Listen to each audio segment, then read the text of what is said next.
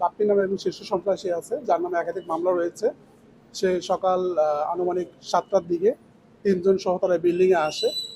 এই বিল্ডিংয়ের যে কেয়ারটেকার হিসেবে যে মেয়েটা আছে লিমা নাম, তাকে তারা হচ্ছে গিয়ে হেফাজতে নেয়।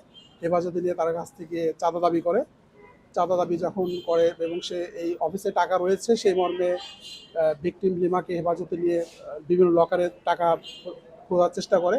বা টাকা যখন না পায়, বাই দিস টাইম যখন লিমার সাথে এই বিল্ডিংয়ের মালিক পক্ষ যখন কমিউনিকেশন করে কোনো তথ্য পায় না, তখন তারা সন্দেহজনকভাবে মনে করে যে সে হয়তো কোনো প্রবলেমে আছে।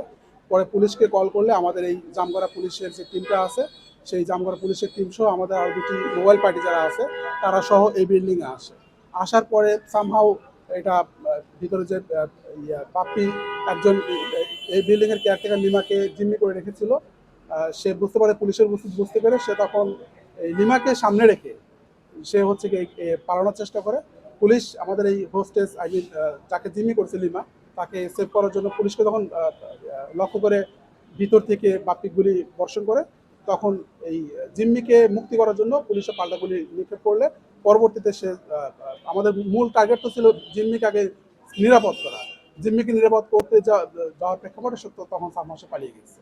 আপাতত হচ্ছে কি আমরা তথ্য পেয়েছি এখানে কারা এসেছিল, কিভাবে এসেছিল, আমরা হচ্ছে কি এটা তদন্ত করব। আমরা পরবর্তীতে আরো তদন্তের আপডেট জানাতে পারবো। গুলির ঘটনা ঘটেছে, এটা ডাকাতির ঘটনা না। এটা মূলত সে এসেছিল চাঁদা দাবি করার জন্য। সে যখন চাঁদা দাবি করে চাঁদার টাকা পাচ্ছিল না, তখন সে এই বিল্ডিং এর যে কেয়ারটেকার লিমা তাকে হেফাজতে নেয়। হেফাজতে নিয়ে মালিক পক্ষের সঙ্গে সে তার কাছে তাকে বল প্রয়োগ করার জন্য মূলত তাকে হোস্টেস করে।